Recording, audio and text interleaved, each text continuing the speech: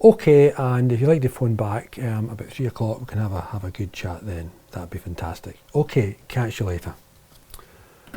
Okay, well, welcome to View from a Shed. As you can see, done amazing work to the shed. In fact, it doesn't even look like a shed. In fact, perhaps we're not actually in the shed. So, View from a Shed. Okay, and welcome to my office. Okay, a bit of merchandising here. The new Glass Bullet Pictures mug, and a nice cup of tea. In fact, Yorkshire tea, which I can highly recommend. Yorkshire tea, I think the best tea. But don't take my word for it. Go out and actually try some Yorkshire tea for yourself. So, coronavirus is still with us. That's my hand sanitizer. Little kind of reminder there of what it's all about. So, I think View from a Shed is probably going to transmute into something else, probably more like a kind of Glass Bullet blog. So, I've been thinking about this for a while. Glass Bullet has a lot of exciting creative projects. Some of you will be aware of Legend of Black Diamond. I have a futuristic western which we produced a few years ago. And this year we are completing The Prey Specimen Red, which is an epic science fiction film. And if you want to find out more about that, I can certainly recommend you go to the Creative Fife Film Network, where Gavin Hugh did a really quite excellent journalistic piece on the history of that film. Now, our plans are to give the movie a big gala premiere in the autumn. The only problem is with social distancing, that may actually be quite difficult. So we're still wondering what we should do about that. Should we just have a very small audience? Or should we premiere it on an airfield, for example? The airfield here in Glenrothes has in the past had drive-in cinema screenings. So that could be an option. Or what we'd like to do, because very much the gala premiere will be a celebration of this incredible movie and all the many people who have worked on it over 20 years. Hopefully the whole coronavirus thing will subside or go away, or they'll find a vaccine, and we will be able to do what we originally planned to do, which is get you all together in a big cinema with a big giant screen to enjoy the film. So, Prey Specimen Red is certainly on its way. Now, Glass Bullet Media itself mainly specialises in business videos, but we also have a small film arm called Glass Bullet Pictures, which has so far produced Legend of Black Diamond, The Prey Specimen Red, and also a documentary called Meteorite Hunters. And there's also a few kind of documentaries which we're in discussions with various other producers in terms of finance and getting them commissioned and getting them off the ground. That's very much a kind of ongoing process. But in addition to that, we also have a number of creative projects which we're working on. Now, I can't reveal too much about that at the moment, but I will as we get firmer ideas as to when we're going to start shooting, when we're going to start casting and all that kind of stuff. But one thing I can tell you is one thing I've done during lockdown. I've actually written my first novel.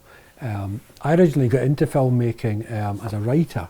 I went via writing into comic strips, and then from comic strips into film production. That was my route.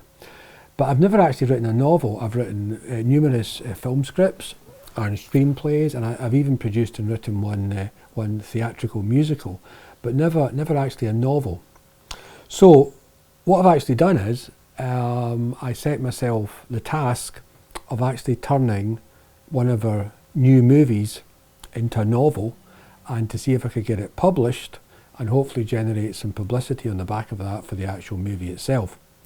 Now again, without being too secret squirrel about it, I can't really say much about the subject matter at this stage. But what I can say is I found the process of novel writing really interesting.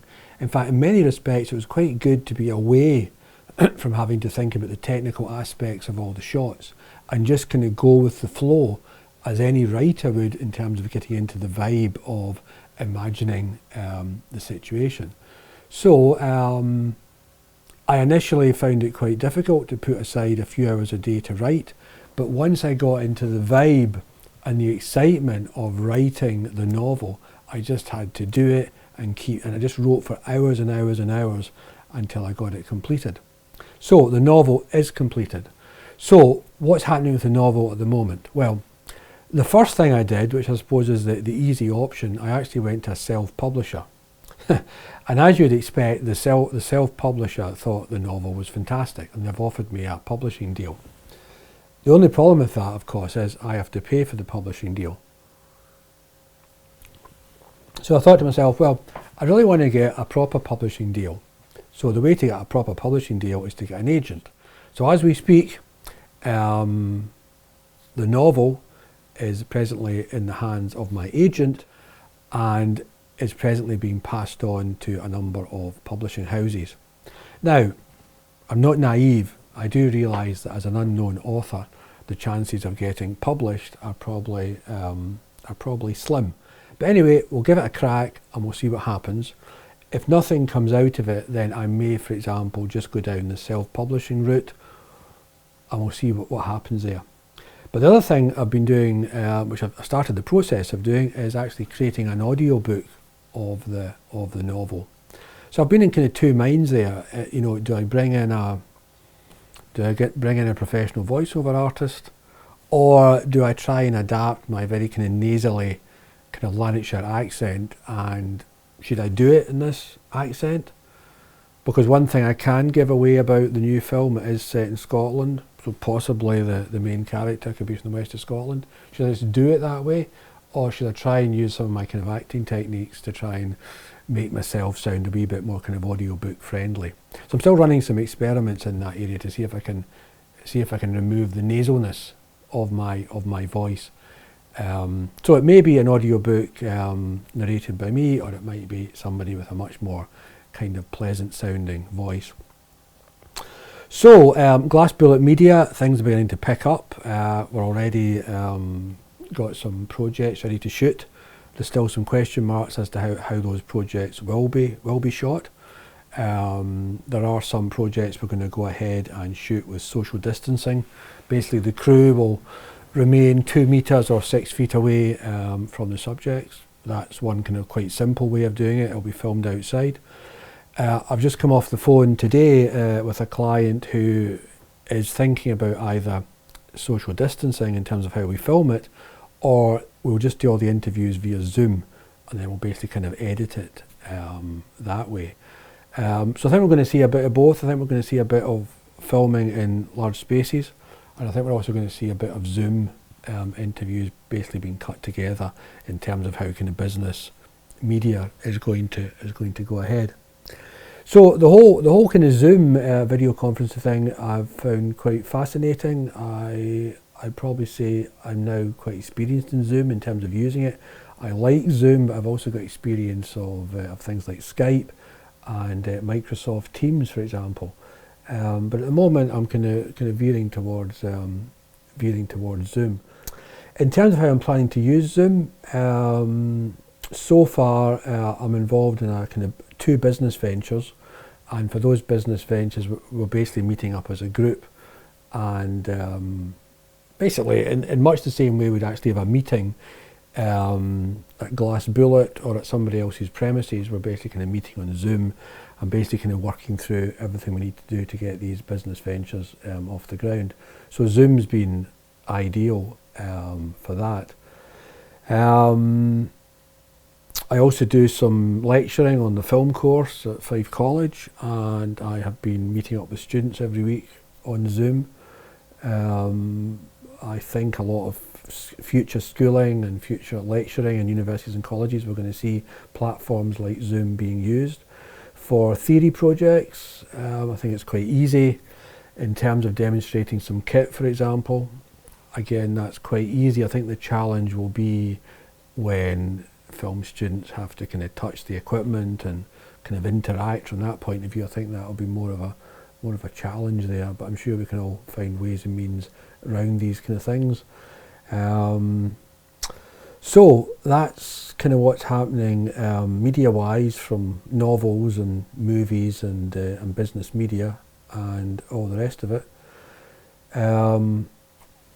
Coronavirus, I think it's going to be with us for quite a while. I think we're going to have to basically find ways of living with it and adapting to it. There's an awful lot happening in the world at the moment in terms of turmoil, in terms of social protest, in terms of possible war. Who knows how all that is going to pan out? But I think we just have to be positive and kind of keep busy and kind of look after each other. So, Views from the Shed is probably going. But I think kind of video blogs based around kind of Glass Bullet creativity, you're probably going to see a lot more of those. Oh, and I must also mention Vince Johnson. Vince Johnson has a very interesting live video blog which goes out every Thursday night. He's had some really interesting guests, and it's certainly a very diverse show in terms of its subject matter. So if you get a chance, do check out Vincent Anthony Johnson and the blog that he does. Anyway, enjoy your tea, and I'll speak to you soon.